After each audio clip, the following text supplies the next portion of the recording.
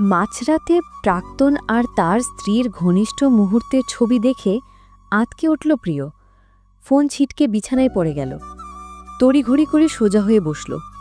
Side box থেকে glass উঠিয়ে জল খেয়ে আবার ফোনটা হাতে নিল। কিছুদিন পূর্বে যখন সে প্রাক্তনের বিয়ের খবর পায়, তখনই তার সাথে সংযুক্ত সকল কিছু নষ্ট করে ফেলে। পুরনো সিম ভেঙে ফেলে, পুরনো আইডি ডিলিট দিয়ে ফেলে, সব ছবি ডায়েরি পুড়িয়ে তবেই নিশ্চিন্ত হয়। গতরাতে নতুন এই অ্যাকাউন্টটা খুলেছে, মেসেঞ্জারে লগ ইন করে আজ, আর আসতেই একটা মেসেজ রিকোয়েস্টে চোখ আটকে যায়। জলজল করে সেন্ডার আইডির নামটি আশফিক রহমান। 7 বছরের পরিচিতি, 6 বছরের প্রেম শেষে বিচ্ছেদের 11 মাস চলছে। হুট করে স্বীয় প্রাক্তনের আইডি থেকে 11 মাস পরে মেসেজ পেয়ে সে বিস্মিত হল। না দেখে ব্লক করে দিতে চাইল, কিন্তু পারল না। কৌতূহল বড় সাংঘাতিক জিনিস। প্রিয় আবারও ইনবক্সে প্রবেশ করল। এবার নিজেকে সামলালো। ছবিগুলোকে লক্ষ্য করলে দেখতে পেল দুজন মানব মানবীকে ঘনিষ্ঠ অবস্থায় একে অপরকে আষ্টপিষ্ট জড়িয়ে ধরে থাকতে। মেয়েটার চেহারা অস্পষ্ট, সে ছেলেটার বুকে মুখ গুজে শুয়ে আছে। অনাবৃত গায়ের পিঠ অবধি চাদরে আবৃত। সে ছেলেটাকে এক হাতে জড়িয়ে আরেক হাতে ওপর থেকে সেলফি তুলেছে। মুখে তার ভারী তৃপ্তির হাসি। অজানা কারণে প্রিয়র বুকটা কেঁপে উঠল। রিপ্লাই করবে না সে? একদম না। রাত 2:30 বাজে। প্রিয় দরদরিয়ে ঘামছে। বুকের মাঝে কেমন একটা হচ্ছে। সে না চাইতেও আবার মেসেজটা দেখল। কান্নারা গলার কাছে এসে দলা পাকিয়ে গেছে। অনেকক্ষণ সে তাকিয়ে থেকে নিজেকে সব কিছুর মুখোমুখি করার জন্য প্রস্তুত করল। বড়সড় কটা শ্বাস টানল। যখন ঘড়িরটা 3টের কাঁটা ছুঁয়ে শব্দ করে উঠল, জানান দিল চতুর্থ প্রহরের শুরু, ঠিক তখন প্রিয় শান্ত হল। রাতের গভীরতা জানে যন্ত্রণারা কতটা ভয়াবহ। সে রাতকে সাক্ষী রেখে প্রিয় যন্ত্রণাকে কোনো এক আবর্জনার সাথে তুলনা করে দূরে ছুঁড়ে দিয়ে নিজেকে শান্ত, স্নিগ্ধ ও অবিক্ষিপ্ত বানিয়ে নিল। গুনে গুনে 3টে ছবি।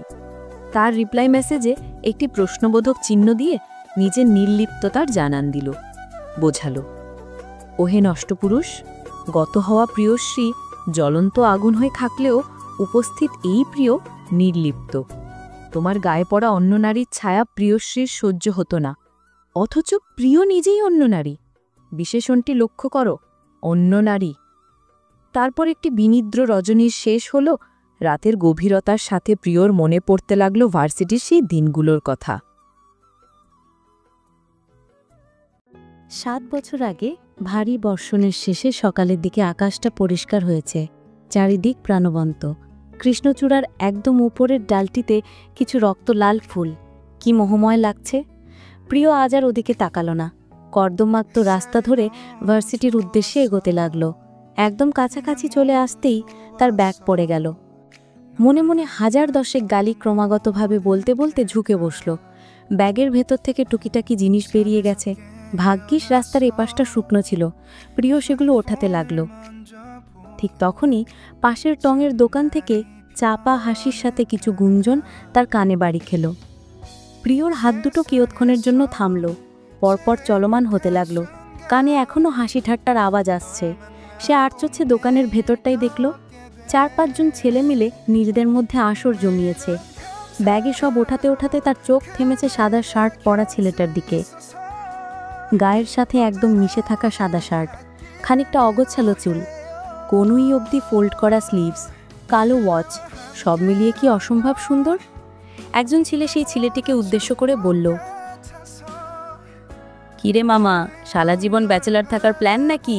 4 চক্ষ রৌফো মেয়ে পটিয়ে ফেলছে, তুই আর কত একা থাকবি? মেশিন টেশিন ঠিক আছে তো?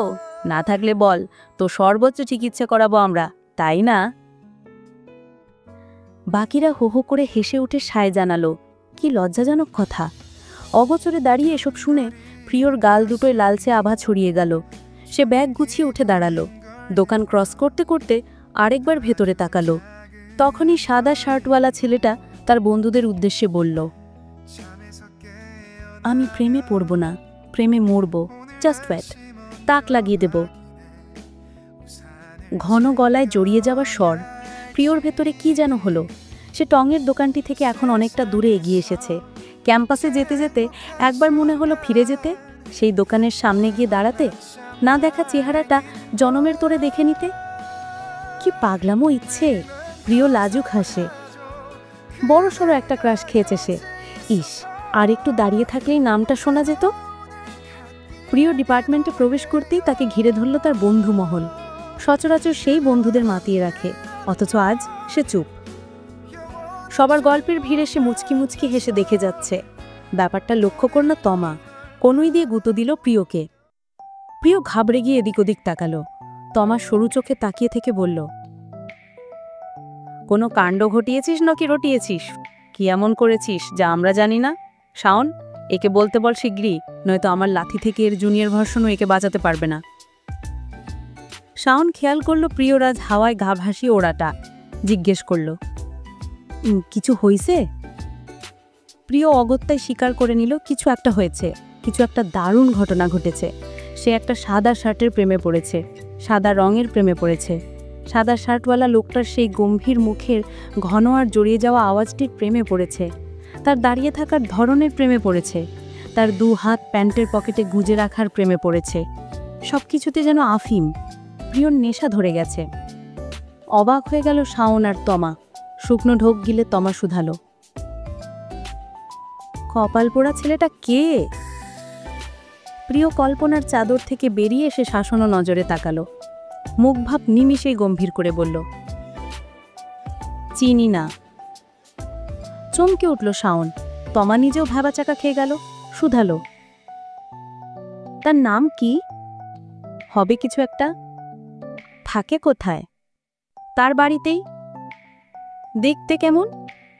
মানুষের মতোই। তমা হতাশার নিঃশ্বাস ফেলে বান্ধবীর দিকে তাকালো। ফুসফুস করতে রাগে আওয়াজে আবারও জিজ্ঞেস করল, একটা ডিটেলস কি জানিস? অন্তত একটা? সে জানে। চোখে মুখে ফুটে উঠল উৎফুল্লতা। উত্তেজিত গলায় বলল, জানি। কি? সে সাদা শার্ট পরা ছিল। কপালে হাত চলে গেল শাওনের। পালাক্রমে তমার প্রিয়র দিকে তাকালো। তমার নিজেও বুঝে গেল তার বান্ধবীর সাথে প্রথমবারের মতো লাভ গেম হচ্ছে। গেমের টাইমিং কতক্ষণ, এখন সেটাই দেখার বিষয়। এক্সাম ছিল আজ। প্রিয় ক্লাসরুম থেকে বেরোলো দেরি করে। বের হওয়ার পরপরই দরজার সামনে তিশাকে দাঁড়িয়ে থাকতে দেখা গেল। তিশা ওদের ডিপার্টমেন্টেরই একজন মেয়ে। ভীষণ মিশুক ও চঞ্চল, সবার সাথে মিশে, কিন্তু কেন যেন প্রিয়দের সাথে বনিবনা হয় না। তিশা মেয়েটা একটু ছেলেদের গায়ে পড়া ধরনের, এজন্য প্রিয় নিজেই এড়িয়ে যায়। স্বভাববশত এড়িয়ে যাওয়ার মতলবে পাশ কাটিয়ে পা বাড়ালো। তিশা তখনই তাকে ডেকে উঠল। প্রিয় দাঁড়ালো। পিছু ঘুরে সরু দৃষ্টিতে তিশাকে অপ্রস্তুত করতে আপাদমস্তক চোখ বুলিয়ে বলল, কি? তিশা ঘাবড়ালো না, বরঞ্চ অন্যদিকে মুখ ভ্যাংচিয়ে ওর দিকে তাকিয়ে বলল, এত ভাব নেওয়ার কিছু নেই, এই কাগজটা ধরো। হাত বাড়িয়ে একটা চিরকুট এগিয়ে দিল তিশা। প্রিয় বুঝতে পারছে না এটা কিসের চিরকুট, তবুও নিল।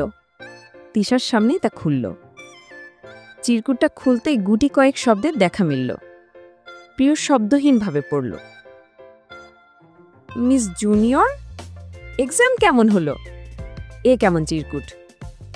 এমনিতেই জঘন্য একটি পরীক্ষা দিয়ে এলো, এরপর এরকম নাম না জানা ব্যক্তি থেকে পাওয়া চিরকুট। বিরক্তিতে প্রিয়র মুখ কুঁচকে এলো। তিশার উপর সে বিরক্তি প্রকাশ ঘটাতে চেয়েও পারল না। সুমিষ্ট প্রিয় দাঁতের দাঁত চেপে তিশাকে বলল, কাইন্ডলি বলবে কি কে তোমাকে ডাকপিয়ন সাজিয়েছে?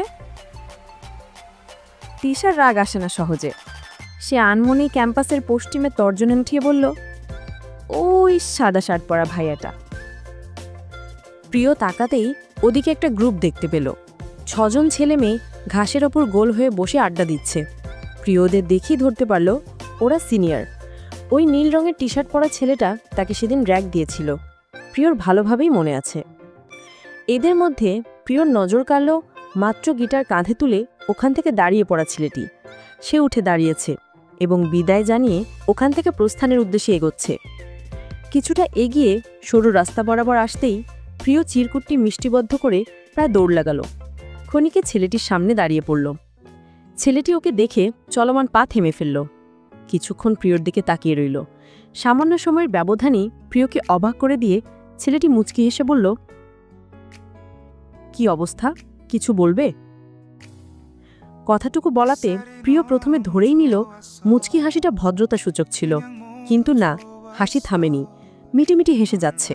প্রিয়র রাগ লাগলো।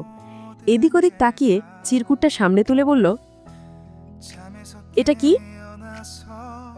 ছেলেটা দেখে হেসে ফেলে বলল, আমি তো একটি পেপার দেখতে পাচ্ছি, হোয়াইট কালারের চকচকা পেপার। তুমি যে অন্য কিছু দেখছো? প্রিয় ফুঁসে উঠল। ন্যাকামি করবেন না মোটেও। ছেলেটা ঠোঁট টিপে হাসি চেপে রেখে বলল, সিনিয়রদের সাথে এভাবে কথা বলে র্যাগজেরি। প্রিয় ভরকে গেল। তার খেয়ালে এলো অবশ্যই সিনিয়রদের সাথে কড়া আওয়াজে কথা বলা ঠিক হবে না। ইতস্তত করতে করতে অন্যমনস্কভাবেই তার গলার আওয়াজ নরম হলো, এটা কেন দিয়েছেন? চোখ তুলে ছেলেটিকে দেখল। সাদা শার্ট, ক্যাজুয়াল ওয়েতে পরা, বুকের কাছের একটি বোতাম খোলা, চুলগুলো বেশ গোছানো, স্লিভস কোনোই অবধি ফোল্ডেড, হাতে কালো ওয়াচ। প্রিয়র হুট করেই সেদিনে সেই টঙের ঘটনাটা মনে পড়ে গেল। কি আশ্চর্য মিল! ছেলেটি তখনই বলল, বেশ কয়েকদিন ধরে তোমাকে নোটিস করছি, ভালো লাগা টাইপের ফিলিংস আসছে। ফ্রেন্ডসদের সাথে বিষয়টা শেয়ার করায় কেউ কেউ সরাসরি তোমাকে প্রপোজ করতে বলে, আবার কেউ প্রেমপত্রের সাজেশন দেয়। এখন যদি আমি হুট করেই রোড সাইড রোমিও সেজে তোমাকে প্রেমপত্র দিয়ে বসি, ব্যাপারটা কেমন দেখায় না? তবে আমার কাছে সরাসরি প্রপোজের চেয়ে একটা চিরকুটের আইডিয়াই বেশি পছন্দ হলো। সেই হিসাবে লিখতে লাগলাম। লিখতে গিয়ে দেখলাম আমি কিছুই লিখতে পারছি না। তোমাকে ঠিক কি বলা উচিত হবে আমি বুঝতে পারছিলাম না। তারপর মনে পড়ল আজ তোমার এক্সাম, তাই এক্সাম কেমন হলো জিজ্ঞেস করে নিলাম। ক্লিয়ার সবটা? আরও কিছু জানার আছে? ছেলেটার এমন অকপটে স্বীকারোক্তিতে প্রিয় বিচলিত হলো। সুচালু দৃষ্টিতে তাকিয়ে রইল কিয়ৎক্ষণ। না, দেখে শুনে খারাপ মনে হচ্ছে না। কিছুটা ঠোঁটকাটা, কিছুটা এক্সেপশনাল। প্রিয়র চট করেই এই ব্যতিক্রমী ছেলেটাকে ভালো লেগে গেল। এমনিতেই সে সাদা রঙের ওপর মরে পড়ে আছে, তার ওপর ছেলেটার বাহ্যিকতা, মানসিকতা, বাচনভঙ্গি সবই চমৎকার। প্রিয় মিষ্টি করে হেসে ফেলল। ছেলেটা তা দেখে তার 2 হাত প্যান্টের পকেটে ঢুকিয়ে টান টান করে দাঁড়ালো। ঠোঁটে ছোট্ট করে হাসি ঝুলিয়ে বলল, I can see the whole universe in your eyes when you smile like that. Priyo থমকে গেল। তার গাল দুটো লালচে আভা ছড়িয়ে গেল। লাজ না ঢেকে বরঞ্চ কেমন হাঁ হয়ে ছেলেটির দিকে তাকালো। ছেলেটি প্রিয়র অভিব্যক্তিতে হো হো করে হেসে উঠল। তারপর বলল, ইটস শ্রেয়ান। না, নামটাও খারাপ না, এটাতেও সমস্যা নেই। প্রিয় মাথা নেড়ে জিজ্ঞেস করল, আমার নাম জানেন? উপাস থেকে জবাব এলো, এখনো জানা হয়নি। প্রিয় অবাক হলো, কি আশ্চর্য! পছন্দ করে অথচ নাম জানে না, একটু বেশি এক্সেপশনাল নয় কি? যাক, জানে না, এখন আর কল্লার ধরে টেনে বলা যাবে না, কেন জানিস না, এক্ষুনি নাম বলবো, আর আগামী 48 ঘন্টা আমার নাম জপদি, বুঝছিস? বুঝিস নাই? আয় থাপড়া দি। উল্টাপাল্টা কত কিছুই প্রিয় ভেবে নিল। অতঃপর শ্বাস ফেলে বলল, প্রিয়। শ্রেয়ান ভ্রু কুচকে জিজ্ঞেস করল, কি প্রিয়? আমি তোমার প্রিয়? প্রিয় হেসে উঠে বলল, আমার নাম প্রিয়, ভালো নাম প্রিয়শ্রী মর্তুজা। চলো হাঁটি। দুজনের আরও অনেকক্ষণ কথা হলো। ফোন নাম্বার দেওয়া নেওয়া হলো। এই ফাঁকে সদ্য ফেল করা কনফার্ম এক্সামের দুঃখে 2 ঘন্টা মুখ গোমরা করে রাখার কঠিন থেকে কঠিনতম সিদ্ধান্তটাও প্রিয় ভুলে বসেছে।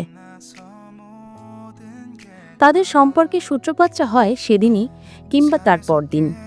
একদিন দুদিন কথা বলতে বলতে প্রিয় নিজে বুঝল ছেলেটা তার জন্য বড্ড সঠিক কেউ। এতটা অন্য কেউ তাকে বোঝে না। তার ধারণা এভাবে পুরো দুনিয়ায় দ্বিতীয় কেউ তাকে বুঝবে না।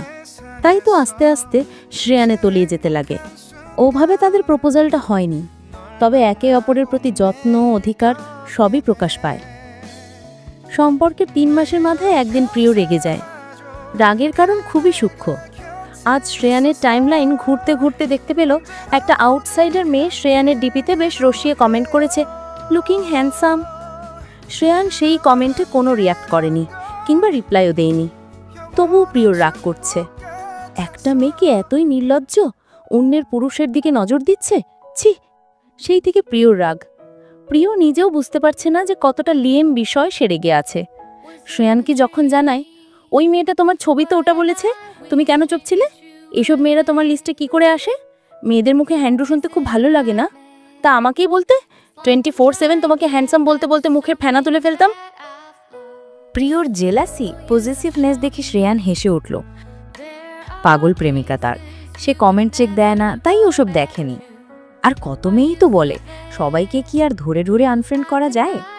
এক ফাঁকে শ্রেয়ান ভেবেও নিল সব মেয়েদেরই আনফ্রেন্ড করেই দেবে। যেই বিষয়টা তার প্রিয়শ্রীকে বিরক্ত করে সেই বিষয়টার কোনো অস্তিত্বই সে রাখবে না।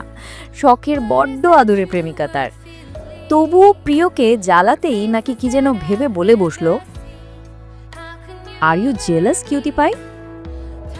একে চ হেসেছে, তার উপর মজা নিচ্ছে। প্রিয়র গায়ে সইল না, তড়িতে কল কেটে একটা মেসেজ সেন্ড করলো, আগামী 72 ঘন্টা আমাদের ব্রেকআপ আওয়ার চলবে। এই 72 ঘন্টা যেই মেয়েকে ইচ্ছা করে সেই মেয়েকে সামনে বসিয়ে নিজেকে হ্যান্ডু বলাও, পারলে কোলে বসিয়ে শুনো, আমাকে জ্বালাবে না, গুড বাই। প্রিয় ফোন সুইচ অফ করে দেয়। ভীষণ রকমের রাগ নিয়ে রাতে না খেয়েই ঘুমিয়ে পড়ে। মাঝরাতে যখন ঘুম ভাঙে তখন ফ্লোরে বেশ কিছু পাথরে পেঁচানো কাগজ দেখতে পেল। সে একটা তুলে নিল, তাতে লেখা, আর রেগে থেকো না লক্ষ্মীটি। আশ্চর্য ভঙ্গিমায় আর একটা তুলল, সেখানে লেখা, আরে বাবা, আমি মজা করেছিলাম তো, মজাও বোঝে না পাগলিটা। প্রিয়র আশ্চর্যের মাত্রা তুঙ্গে, সে আর একটা কাগজ তুলল, কাম ফাস্ট সোনা, প্রচুর মশাই দিকে। আরও প্রায় 20-25টার মতো এরকম কাগজ পেল। প্রিয় আর ওগুলো না দেখে তড়িতে জানালার ধারে গেল। রোডের পাশের দোতলা বাড়িটাই প্রিয়দের। প্রিয়র রুমটা দোতলায়। শ্রেয়ানের জন্য প্লাস পয়েন্ট হচ্ছে প্রিয়র রুমের এই জানালাটা রাস্তা মুখো। প্রিয় দেখতে পেল রাস্তার অপোজিটের ফুটপাথে হাত পা ছড়িয়ে শ্রেয়ান বসে আছে, দৃষ্টিও এদিকেই। প্রিয়কে দেখতে পেয়েই সে উঠে দাঁড়ালো। কিছু বলতে গিয়েও আশপাশটা দেখে চুপ হয়ে গেল। পকেট থেকে মিনি সাইজের নোটপ্যাড আর পেনটা বের করে কিছু একটা লিখে একই ভঙ্গিমায় আবার জানালা ভেদ করে পাঠালো। প্রিয় সেটা তুলে খুলল, সেখানে লেখা, ফোন অন করো প্রিয়শ্রী। প্রিয় ফোন অন করতেই শ্রেয়ানের কল এলো। সে ফোনটা হাতে তুলে জানালার ধারে গিয়ে দাঁড়ালো। কল রিসিভ করে শ্রেয়ানকে ঝাড়তে লাগলো। এটা কোন ধরনের পাগলামো শ্রেয়ান? শ্রেয়ান মুখ ছোট করে বলল, তুমি রাগ দেখালে আমার ভালো লাগে, কিন্তু রেগে কথা বলা বন্ধ করলে অশান্তি অশান্তি লাগে। আমি ঘুমোতে পারছিলাম না, ট্রাস্ট মি, দম বন্ধ হয়ে আসছিল। কি এক বাজে ফিলিংস। তারপর ভাবলাম বাসা খুব একটা দূরে তো না, বাইক টান দিয়ে চলে এলাম, কিন্তু তুমি উঠছিলেই না। ঘুমিয়ে পড়েছিলে সোনা? প্রিয় কাঁদো কাঁদো গলায় বলল, কতক্ষণ ধরে এসেছো? কথাটা বলে প্রিয় দেয়াল ঘড়ির দিকে দেখল। এখন বাজে 3:30। শ্রেয়ন বলল, 1:30টায় এসেছি, নিচে আসতে পারবে? 12টার দিকে বাড়ির সব দরজায় তালা দিয়ে দেওয়া হয়, আর চাবি থাকে প্রিয়র বাবার কাছে। কোনোভাবেই বের হওয়া সম্ভব নয়। বের হতে না পারায় প্রিয় নিজেরই খারাপ লাগছে। সে কোনোভাবে বলল, সম্ভব নয়। শ্রেয়ন মিষ্টি হেসে বলল, সমস্যা নেই। তুমি কি এখনো রেগে আছো? আচ্ছা বলো, কিভাবে রাগ ভাঙানো যায়? কান ধরবো? উঠবোস করব? মান সম্মানের ব্যাপার প্রিয়, কেউ দেখে ফেললে কাল ফেবুতে ব্রেকিং নিউজ হয়ে যাবে। সবার ওয়ালে ওয়ালে তোমার শ্রেয়নের কানে ধরা ছবি থাকবে। কত মেয়ে কি যে বলবে, আরও বিশ্রী ব্যাপার হয়ে যাবে। অন্য কিছু করা যায়? প্রিয় কেঁদেই দিল এবার। শ্রেয়ন অস্থির হয়ে উঠল।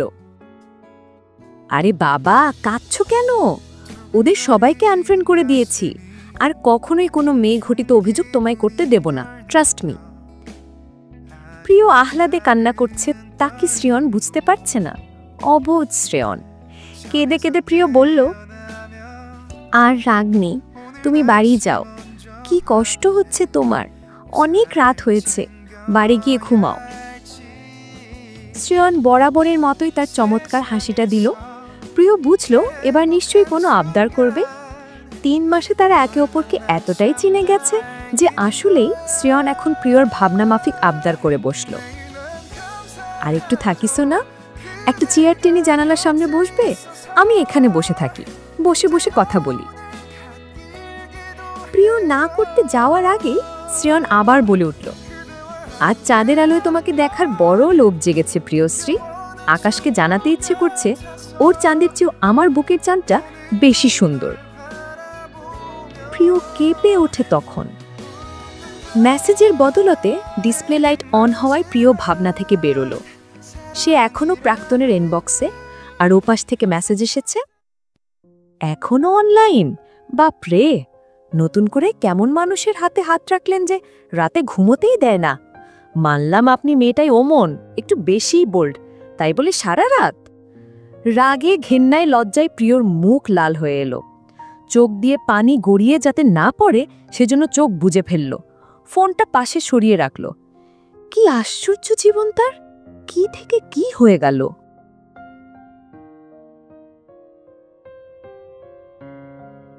ভিডিওটি এই পর্যন্ত দেখার জন্য অনেক অনেক ধন্যবাদ। আজকের পর্বটি ভালো লাগলে লাইক দিয়ে একটি সুন্দর কমেন্ট করে যাবেন। আপনাদের সাপোর্ট পেলে নতুন নতুন গল্প দিতে খুব ভালো লাগে।